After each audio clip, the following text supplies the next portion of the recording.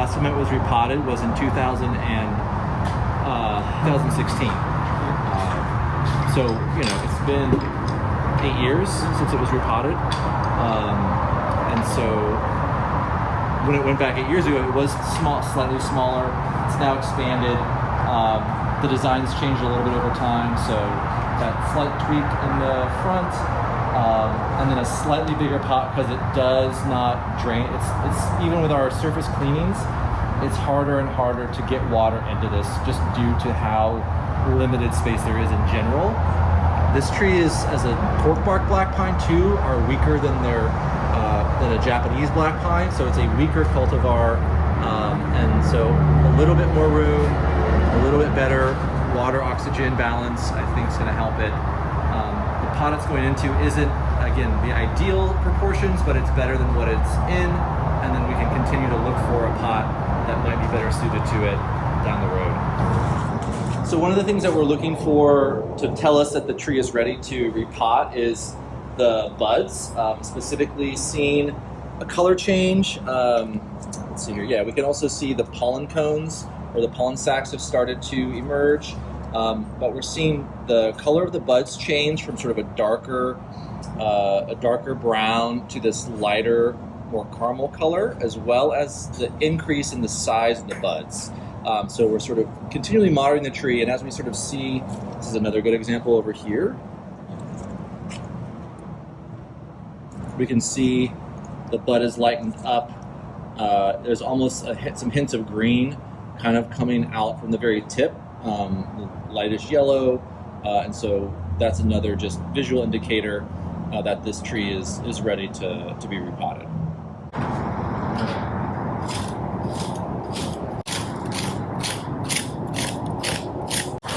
So the first step after we've kind of cut the tie-in wires on the bottom is to free the tree from the pot. And so what this involves is using our sickles here, these commas, which are this sort of thin blade, and inserting it and sort of starting to just slowly cut away the exterior roots in order to free it from the pot. So we got to get it out of the pot to work on it. And so basically we're going to go around the container and sort of just cut it out of the pot so we can take a better look at the roots on the bottom and work on it a little bit easier. How deep it goes. We try to get down all the way if we can. You can feel it too. You can feel your tip of your blade down. I'm definitely not to the bottom of that long side. Yeah. Yeah, we'll probably have to maybe switch it up. We only really need to get 3 sides. If you cut 3 sides, you should be able to pop it out without going to the board.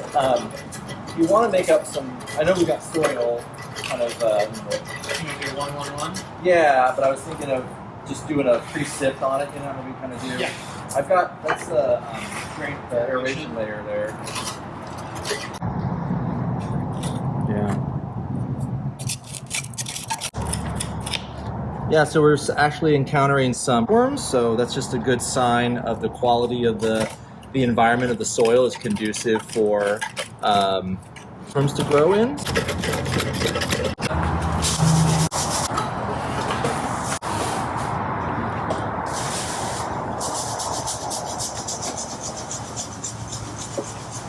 I'm just trying to figure out the best way to grab it, and I don't want to tear up any bark. I don't want to. All right.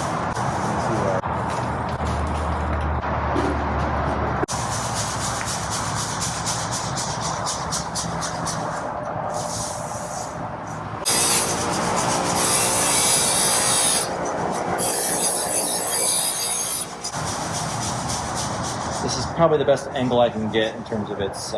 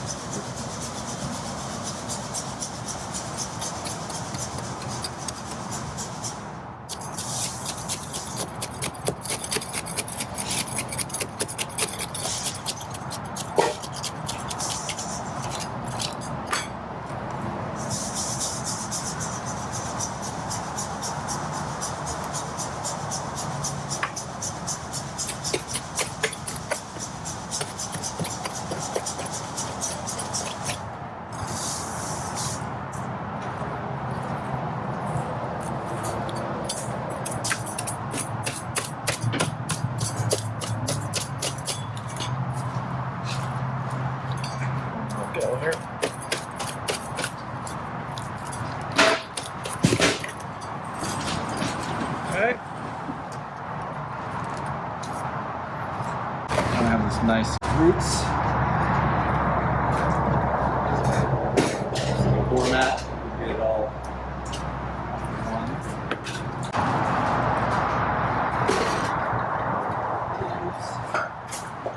So, we'll just quickly look at the bottom one more time that we got that out.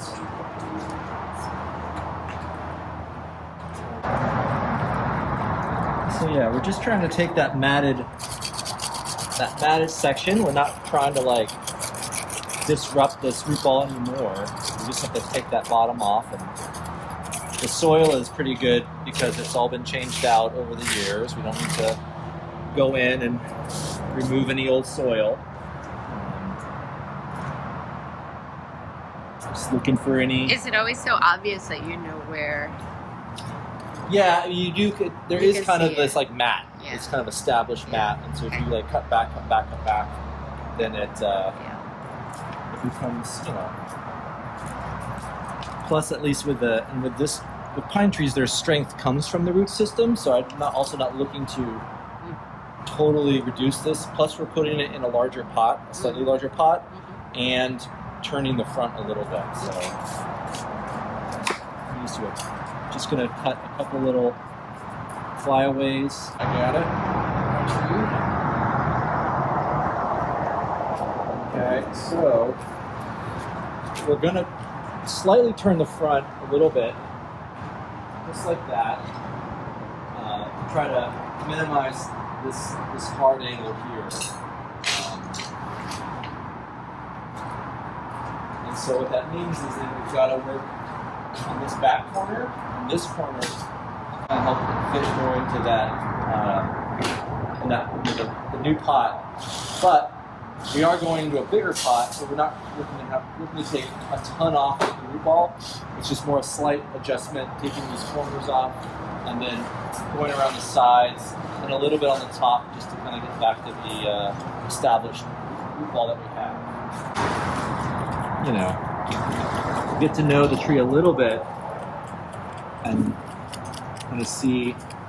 You know, it's also a really big indicator of like how much root mass has your tree put on in that time in between. So like 8 years is a long time, you know, and so you should, depending on the age and species and kind of vigor of the plant, you would expect to see a certain level of root or sort of amount of root. And if you're not seeing that, that would be sort of something to pay attention to. So yeah, just your vigor of your root system is you can assume a lot based on the growth, but not until you kind of put eyes on it do you really get to confirm that. This is also our chance to like weed the tree. Like a lot of the times we'll yeah, I got a lot of these. What are those fired? You know, just little roots, root ends, dead roots. Only your tips are going to be super white, but you know, you get a sheath. You'll get like a sheath on the root. But also, if you get like a thick root that doesn't have any fine roots on it, this is a dead do all root. the work. This is a dead root here, because you can see it's kind of shriveled. You can see kind of like it's kind of like you know, like a little shriveled there. It's also, when we cut it, the tips are you know, it's black in the core, and then if we pull it, the exterior, the sheath just slides right off.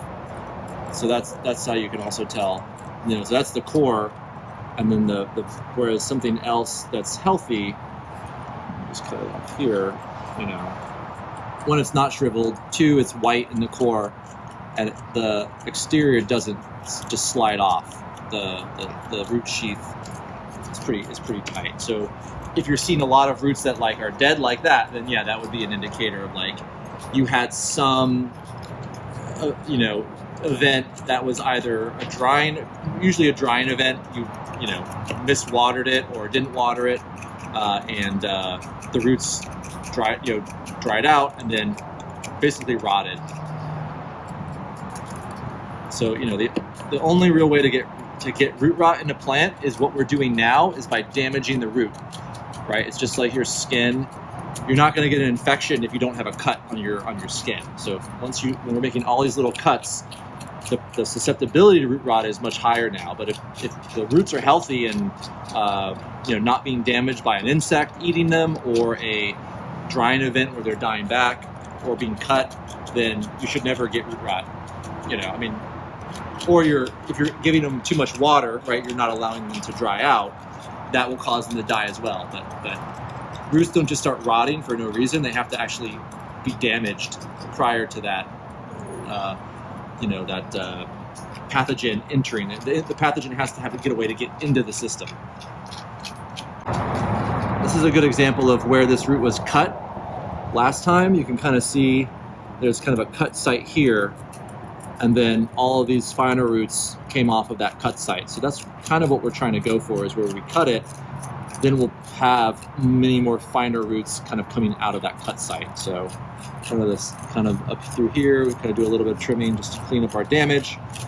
And again, we're going to damage these roots by cutting them, but that clean cut, once we kind of cleaned off the soil, sort of work these roots, we want to come back and do a kind of a final clean cut so that it heals. It's going to give it the best chance to callus over so that it will produce those smaller roots in a few months. The aftercare of a repotted tree, that's why the timing of it is such a big deal, is we want the root system to be actually growing, but the tree has not put on so much foliage that it's really relying on that root system for its water. So it's just kind of that early spring, waking up from dormancy. Roots are active, but foliage is just starting to move. But we have no new growth on this tree. The buds are just elongating at this point. And so if we hit it at the right time, then we can come in and do this level of root work with minimal impact. But this tree, though, now is in a state of potential, it's in a vulnerable position. And so the worst thing we would want to do now is overwater this tree, right? We want to really make sure, especially with this pine, that after we water it this time for repotting, we're going to put new soil in, and we're going to then water it after that. The second application of water is the most kind of important to get right, because that's sort of what's going to catalyze the formation of new roots. But we have to have enough time for it to dry out so that the cut sites can build an actual callus, right? That's sort of in response to that cut. So all these little cut points will callus over with these cells, these sort of adventitious cells. And then once we hit it with water a second time, that should hopefully stimulate the formation and growth of these new roots. But there's got to be enough time in between for that callus to form, which requires oxygen, kind of like a scab, to form, sort of to heal that root. So it is important to make sure we don't just put this tree out in the rain.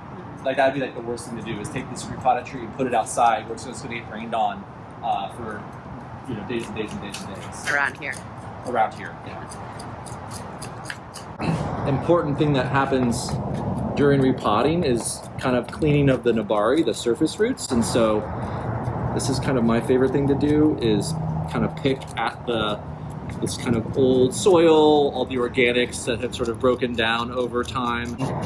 As you're doing that, if you use a little whisk broom and sort of pull away this dirt and kind of dust, you start to see a little bit better exactly where your surface roots are.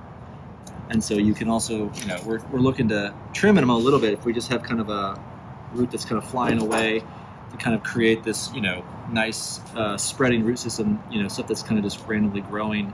We're wanting to kind of trim this to where it continues that sort of tapered flow.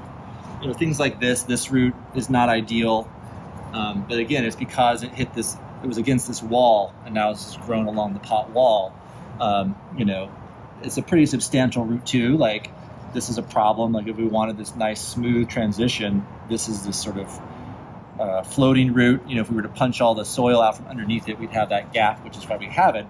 But while this would be one that would be nice to eliminate, given just the nature of the tree and the fragility of it and the age of it, it's been here for a long time. We've got bark on it. It's not necessarily something that you might be tempted to remove, because it's gonna maybe you think it's gonna help the aesthetics, but if this causes the tree to weaken or something like that. So sometimes the flaws of the tree you kind of just have to live with because it's that old.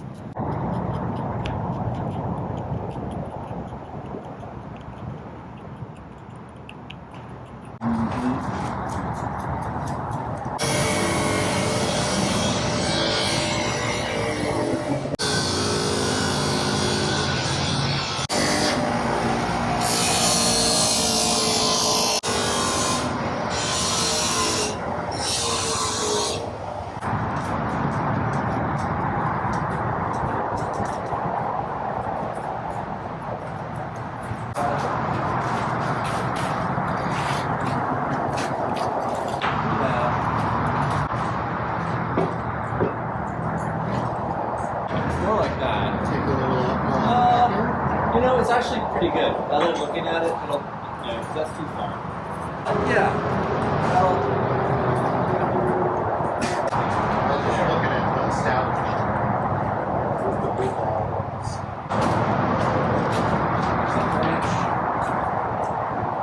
And that's where we want our tie-ins to run.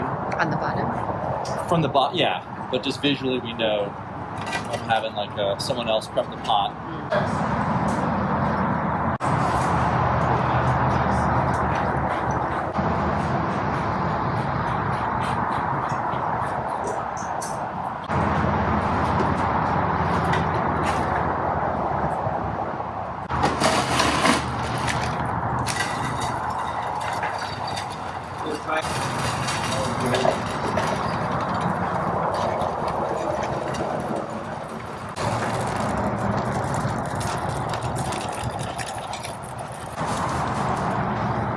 It's just good to keep them moist.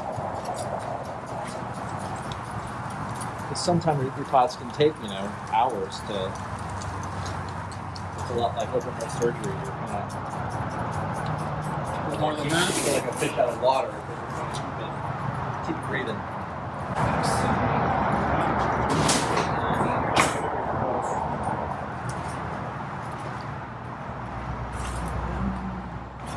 We'll hold the pot. I want to make sure I get it kind of where I want it to be.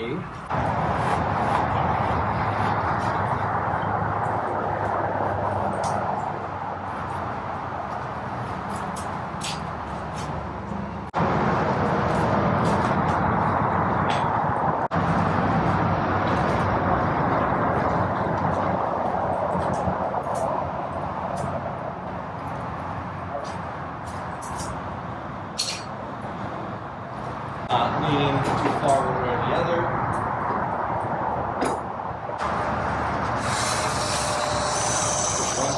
Once you lock it in, it's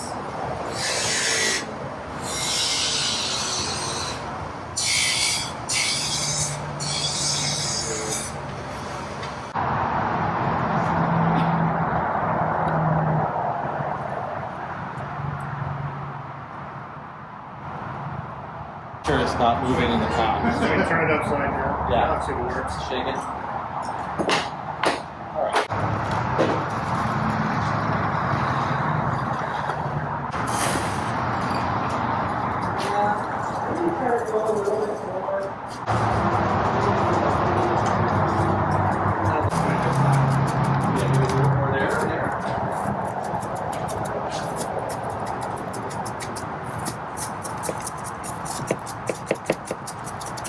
And then as you push it in, you feed soil into it, and you kind of back out the chopstick as you're doing it, and you can feel that resistance. But you can crush the soil, so you don't want to be super strong.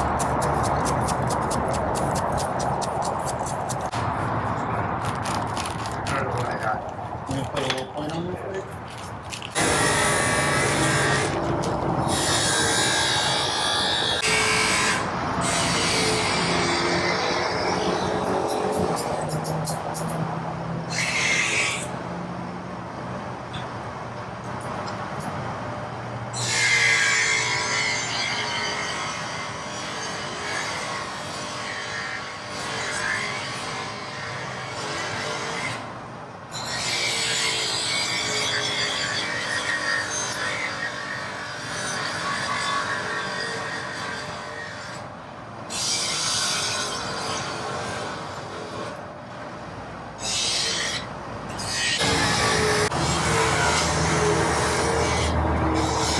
break down any like clumps.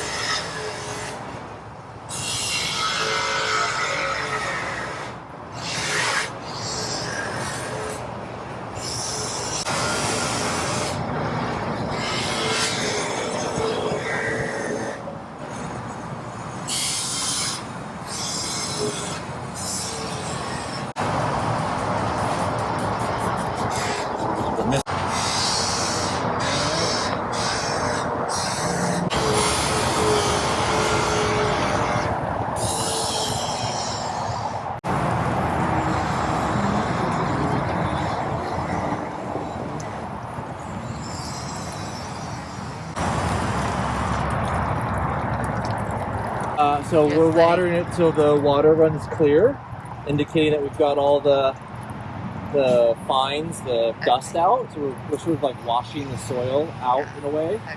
And then by tipping the pot back and forth and then left and right, it helps to pull out anything that might be caught in low spots in the bottom of the pot, because once it kind of dries, it turns into more of like a sludge. So it's just an additional level of ensuring that we're getting all the... So it's running pretty clear though. We did a pretty good job sifting. Didn't overwork the soil too much, so it's pretty clear.